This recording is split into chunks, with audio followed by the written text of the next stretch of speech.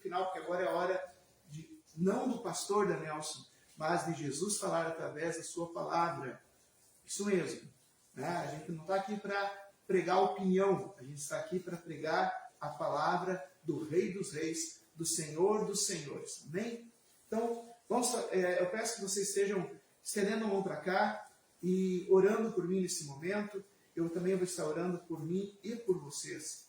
Meu Senhor e meu Deus, eu te agradeço pela oportunidade de poder abrir da tua palavra. Pai amado, sabemos que ninguém é digno a não ser o Cordeiro de abrir os seus. Mas tu nos deste, Senhor meu Deus, pela tua misericórdia, pelos méritos de Cristo, essa oportunidade de compartilhar a tua palavra, serviço estes que os anjos ansiavam em fazer, mas tu deste de misericórdia para nós. Então, Senhor meu Deus, que o teu Espírito Santo esteja ungindo os meus lábios, ungindo os ouvidos de cada pessoa que está acompanhando essa pregação nesse momento, para que essa palavra de vida venha gerar frutos 30, 60, 100 por um, para a tua honra, para a tua glória, em nome de Jesus. Amém. Queridos, hoje é chamado até tem várias igrejas cristãs citam hoje como Dia da Família, mas não só a igreja cristã. Hoje em dia é uma festa já celebrada com uma certa descrição, mas celebrada socialmente, né? Então, e da onde veio isso? Veio diretamente do cristianismo, do seio do cristianismo, essa ideia. Por quê? Porque desde o primórdio, aliás, antes mesmo do cristianismo, já no tempo das religiões mosaicas, né, judaicas, já existia uma sequência de leituras que se fazia. E essa sequência de leituras, se não me engano, o nome é Parashá, não tenho, se alguém conhece essa tradição judaica, que dura até hoje, é o Parashá, é a leitura do dia. O próprio Jesus, quando entra ali em Lucas capítulo 4, né, a primeira pregação de Jesus foi lendo o trecho da leitura do dia, o Parashá do dia. E essa tradição continuou com os apóstolos. Né? Os apóstolos também liam as escrituras do Antigo Testamento e davam a interpretação de Cristo ao Antigo Testamento. Porque eles passaram 3 anos, né? São cerca de 15 mil horas de estudo com Jesus Cristo. Jesus Cristo explicando as escrituras para eles. Então, eles liam, mas não com o entendimento dos rabinos, não com o entendimento dos filósofos, mas com o entendimento de Jesus Cristo que era dado para eles e que o Espírito Santo fazia lembrar de tudo que Jesus tinha ensinado. Então, eles continuaram com essa tradição. E quando a cristandade se estabeleceu como uma religião, quando a cristandade se estabeleceu realmente como uma igreja, como uma organização, essa tradição continuou. E hoje, nesse domingo, segundo a tradição antiga dos cristãos, seria o dia da leitura a respeito da Sagrada Família. Então, se estaria o Parashá, na verdade, né, o texto litúrgico, o tema litúrgico de hoje, segundo a tradição antiga dos cristãos, seria falar sobre leituras bíblicas sobre a família de Jesus Cristo. O pai adotivo José, a mãe biológica Maria, né, e também dos irmãos e tal. Então seria hoje o dia para falar disso. E daí veio a história de falar de Sagrada Família, ou seja, família consagrada a Deus. E é isso que nós queremos falar hoje com vocês. Sagrada Família. A sua também pode e deve ser uma Sagrada Família. Essa é a mensagem de hoje. E eu quero tomar por base, inicialmente, onde está Mateus, Evangelho de Mateus,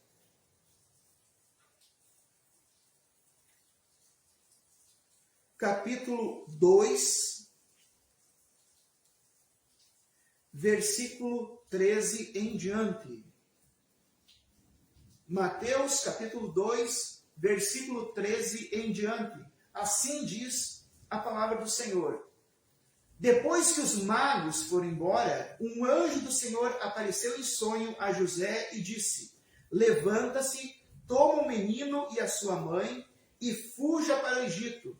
Fique por lá até que eu avise você, porque Herodes há de procurar o menino para matá-lo. Levantando-se José, tomou de noite o menino e sua mãe e partiu para o Egito, onde ficou até a morte de Herodes. Isso aconteceu para se cumprisse o que foi dito pelo Senhor por meio do profeta: do Egito chamei o meu filho. Senhor meu Deus, muito obrigado por essa palavra, que ela possa ser traduzida em espírito e vida para as nossas vidas, em nome de Jesus. Amém. Queridos, quando a proposta de Deus para o mundo é família. A proposta de Deus para o mundo é família. Se a gente for pensar lá, quando Deus criou o ser humano, ele criou família, casal. Ele criou família. Família não é só um casal que tenha filhos. Família o casal em si já é uma nova família. E a humanidade surgiu, no propósito de Deus, a humanidade surgiu como uma família. Adão e sua esposa Eva, e depois os seus filhos e filhas. Adão teve filhos e filhas, não teve só filhos não. Leia na Bíblia, Gênesis, eu vejo que Adão teve filhos e filhas. Adão, Eva é uma família, e esse é o projeto de Deus para a vida da humanidade, uma vida em família. Quando o ser humano se afastou de Deus e tomou de iniquidade a terra, e Deus foi fazer um reset, foi fazer um reinício da sua criação, ele, para recuperar a criação, ele chamou uma família de cada animal e uma família, e 4 famílias humanas, né, que é Noé e sua esposa, Jefté, filho de Noé e sua esposa. Agora falta a pastora Keila aqui junto para me dar a colinha, mas sim, são os 3 filhos, né? Quem sabe quais são os 3 filhos de Noé, coloca aqui embaixo, para iniciar a nova fase, famílias de animais e 4 famílias humanas para iniciar. O propósito de Deus é família. Durante muito tempo, daí foi. Quando o povo precisava se consagrar, ou seja, se santificar, se separar, Deus resolveu agora, tá tudo bem, a humanidade está aí, mas eu vou santificar, eu vou consagrar, eu vou separar uma família, um povo para ser meus sacerdotes. Deixa eu ver. Mas aqui, tá bom. Vou separar um povo. Como é que ele chamou? Ele chamou a família de Abraão. Chamou Abraão, ele se chamava Abraão e Sarai, né, que não tinham filhos, mas era uma família. E junto veio também o sobrinho, né, e assim por diante. Foram Ló, né, sua esposa e tal. Família. Mais uma vez, quando Deus começa a separar um povo, separa a família. Quando ele continua o seu propósito, ele vai chamar a família de Jacó, depois a família de Isaac, a família depois de Jacó, né? E depois as 12 famílias que foram constituir o povo de Israel. Sempre família, família, família, certo? E assim, e quando Deus decidiu se manifestar em carne, porque Jesus, o Messias, ele sempre existiu, né? O Messias sempre existiu. O Messias é filho de quem? É só procurar ali, o próprio Jesus responde nos evangelhos que o Messias não é filho de Davi. O Messias não é filho de Davi porque o próprio Davi chama o Messias de Senhor. Então, não, como é que vai chamar de Senhor alguém que é seu filho? Não é, né? Então, o Messias sempre existiu, mas ele se manifestou em carne, usando a carga genética de Maria e usando o nome da família de José. Por isso ele é chamado Yeshua Bar Yosef, Jesus, filho de José, né? Ou Jesus de Nazaré também, mas Jesus, filho de José, porque um filho adotivo, como o caso ele era, né? Ele recebe toda a herança do pai, e inclusive a tribo, né? José era da tribo de Judá, e assim por diante, né? Maria era da tribo de Judá. Então, assim, recebeu a herança do pai adotivo. Família. E aqui nós chegamos que quando Deus quando chama a família, ele não engana. Ele não é como Satanás e como os servos de Satanás, que oferecem 1000 maravilhas, que fazem promessas vazias, que dizem que é só vitória, que diz que está tudo certo, mas quando chega na hora, tem muitos problemas e as pessoas não dão respaldo para ele. Isso aqui é as coisas de Satanás. Deus não é assim. Deus avisou, olha, José, Maria foi escolhida para ser a mãe do Messias, mas tu pode receber ela por esposa. Essa criança não é fruto de traição, essa criança é fruto do Espírito Santo. E José, homem de Deus, acolheu essa responsabilidade de ser pai adotivo do Messias encarnado, do Filho de Deus. E ele foi esse exemplo. E aqui a gente vê que não foi só no momento do nascimento. Aqui a gente vê o anjo continuando chamando a atenção de José e dando indicações do que ele tinha que fazer como pai para proteger a família. E ele repassava essas instruções. Ele morou anos no deserto, mais de 10 anos que ele morou na região do Egito, onde ele trabalhava, onde com certeza Jesus, como um filho, um bom filho, não só ficava aos pés da mãe também, mas também ajudando o pai nas suas tarefas, com toda certeza. Então, quando ele voltou, né, quando ele foi chamado de volta, ele foi para a região de Nazaré cumprindo uma profecia. Talvez José nem lembrasse dessa profecia, mas dizia que o Messias seria chamado Nazareno. Então, ele, embora fosse da região de Belém, ele não foi para Belém, ele foi para Nazaré, onde ele continuou cuidando do Filho de Deus como se fosse seu filho. Continuou tendo esse filho adotivo e cuidando. Projeto de família. Projeto de família. A tua família, meu querido. Se tu ainda não tem uma família tua, né, a tua esposa, o teu esposo e teus filhos, né, se tu ainda não tem a tua família própria, a família em que tu nasceu, ela é projeto de Deus para a tua vida. Né? Existe, e se tu está ouvindo essa palavra, é porque Deus está te dando a oportunidade de ser a porta do Evangelho para a tua família. Pare para pensar no exemplo, por exemplo, de mais uma família, a família de Noé. Família de Noé. Era Noé, a esposa, 3 filhos, 3 noras. Cada um tinha a sua vida. Mas Noé não ficou só pregando as tábuas da arca. Noé ficou pregando para a sua família, para todos quanto pudessem ouvir. Olha, chegará o grande dilúvio. Ele ficou 100 anos, não só pregando as tábuas da arca, mas pregando a mensagem, a visão que Deus tinha dado para ele, para salvar quem pudesse. Mas ele conseguiu algo que hoje em dia tem sido muito difícil, salvar a própria família, colocar a família na arca. Né? Mas ele conseguiu. Ele conseguiu colocar a sua família na arca. Os outros ouviram a pregação, mas não aceitaram a pregação. Durante 100 anos, ele estava lá, martelando pregos na arca, mas ao mesmo tempo anunciando. Quando perguntavam para ele, por que tu está fazendo isso? Porque Deus me disse que virá um dilúvio. Nasceu criança, envelheceu criança e continuava lá Moisés. Noé ficava martelando e pregando essa mensagem. E já tinha passado o tempo e nada. E as pessoas dizem, se não choveu até hoje não vai chover. Esse cara deve ser maluco.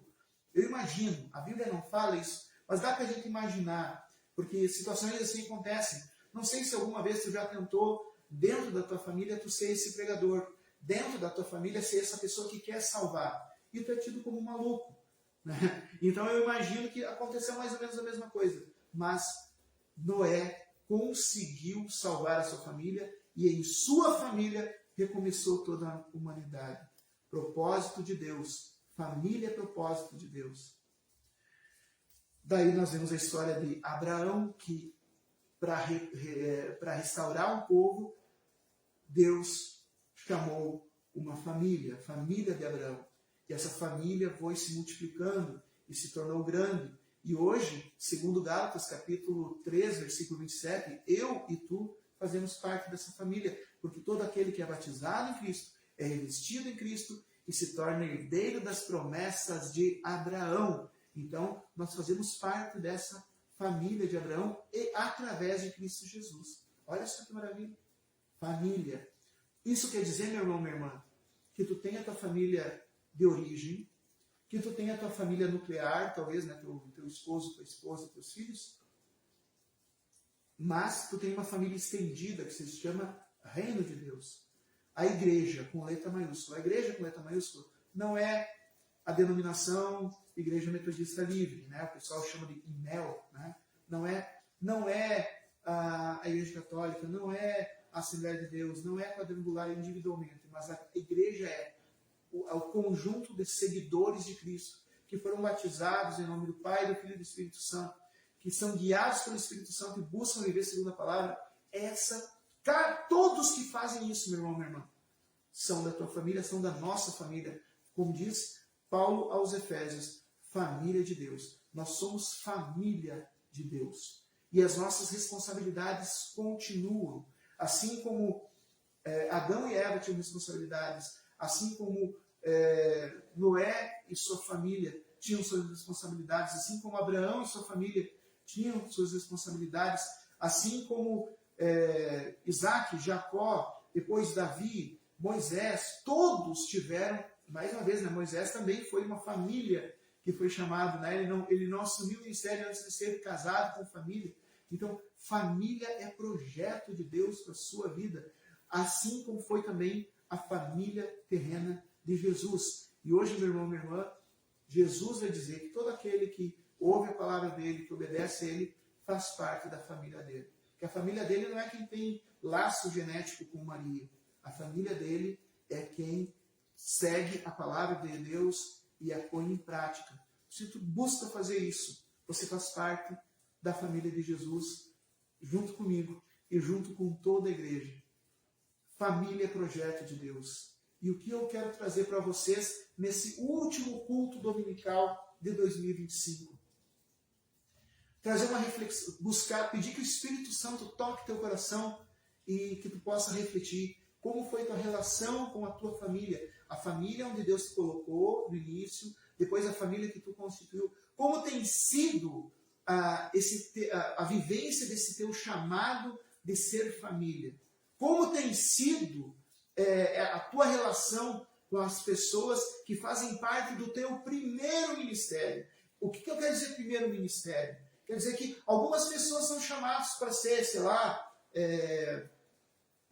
apoiar financeiramente a obra do Senhor, outros são chamados para ajudar com mão de obra na obra do Senhor, outros são chamados para ministrar a palavra, para coordenar grupos, para implantar um ponto de pregação no lugar onde não tenha a igreja e tal, sabe, são chamados, mas esses chamados são posteriores. Se tu olhar todos os chamados, todos os obreiros, todos os homens e mulheres de Deus que são escritos na Bíblia e aqueles que depois seguiram, eles tinham por primeiro um chamado, cuidar da família. Tanto é que quando Paulo está explicando a Timóteo sobre questão de como escolher os bispos, como ungir bispos, bispos são os supervisores dos demais obreiros.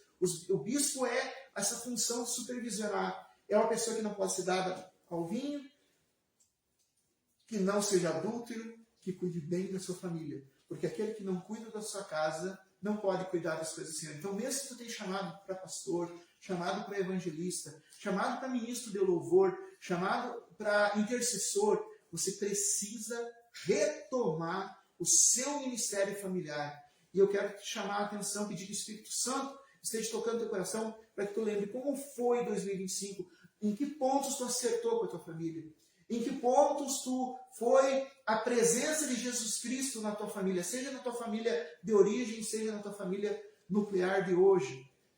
Como tu está em relação à família de Cristo? Tu está participando da família de Cristo? ou tu está deixando ela de lado?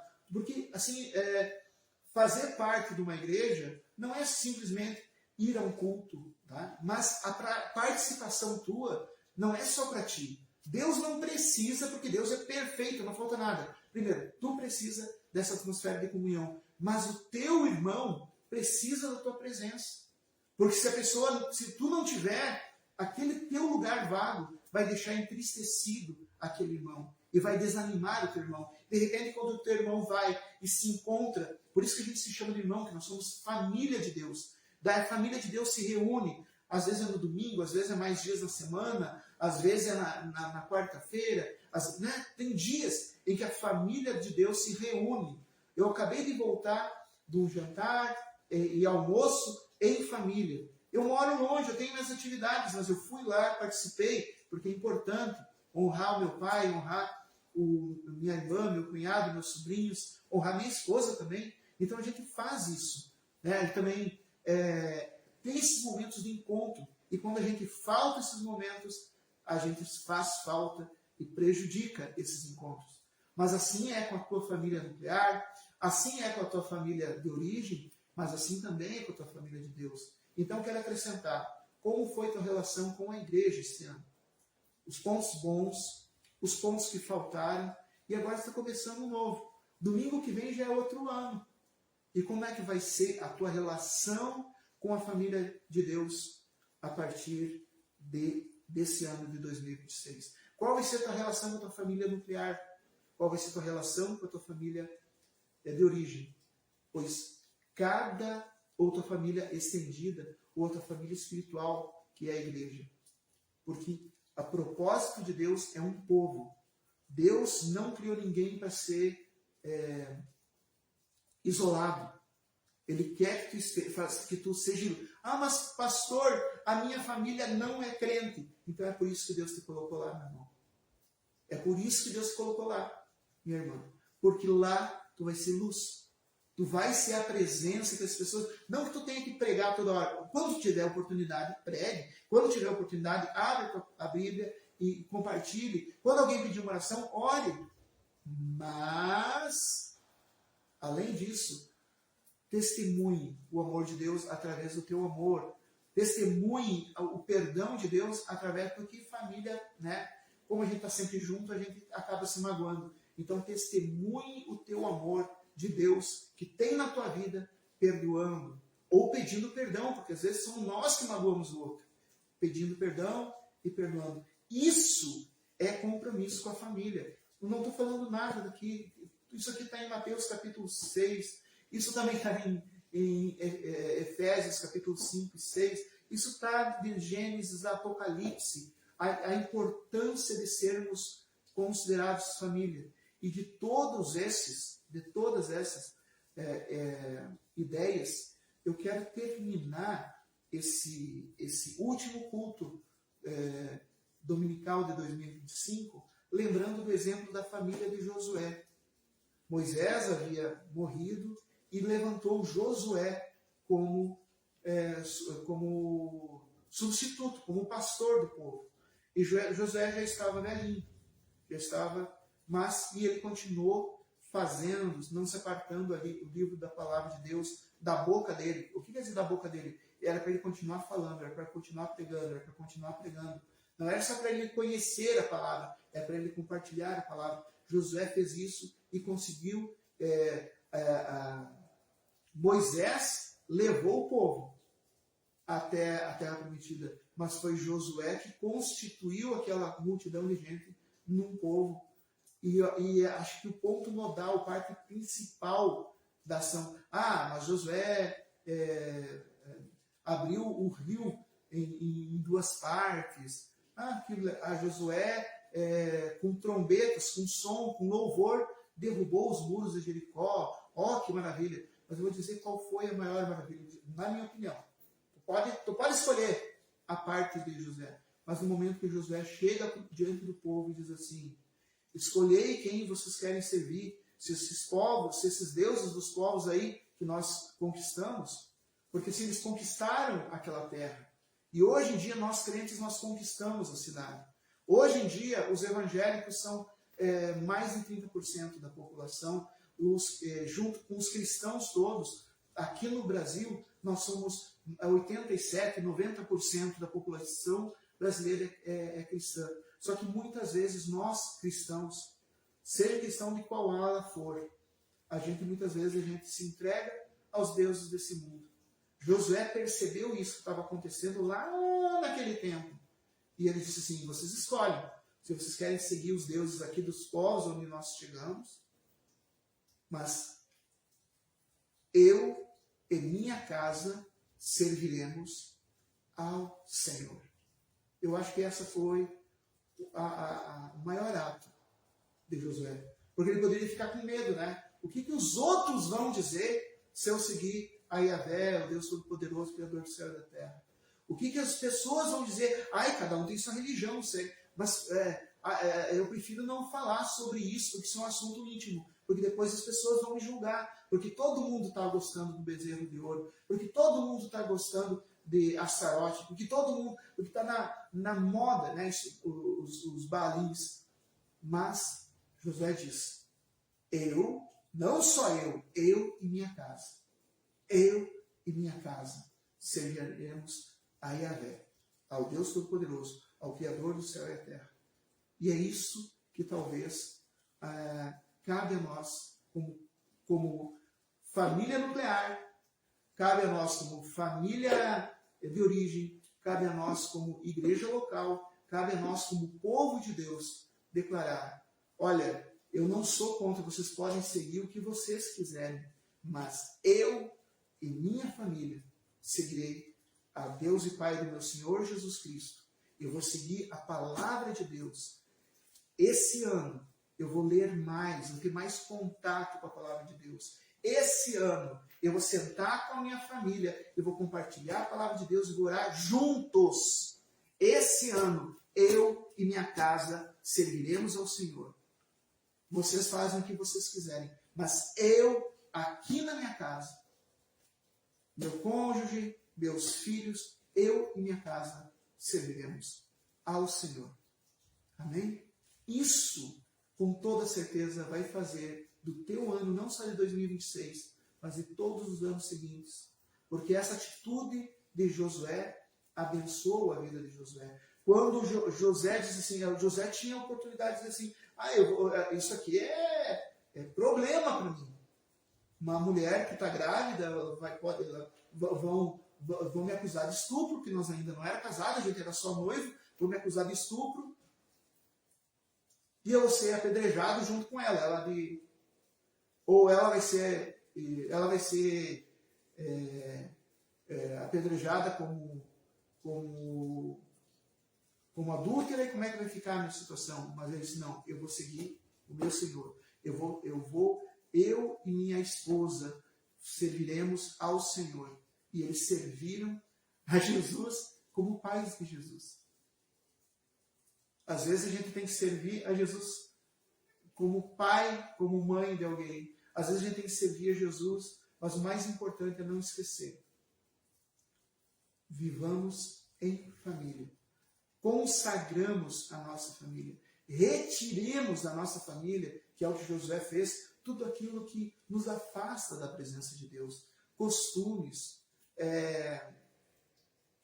objetos, atividades, tudo aquilo que nos afasta da presença de Deus. Tragamos para a nossa família a presença de Deus mais e mais. E aí sim, poderemos dizer, feliz ano novo, feliz, abençoado, protegido, porque Deus protege os seus. Tu é de Deus? Tua família é de Deus? Então, descansa, porque até quando tu estiver dormindo, Deus estiver te abençoando. Mas se tu não tiver esse compromisso, Deus, Ele te respeita.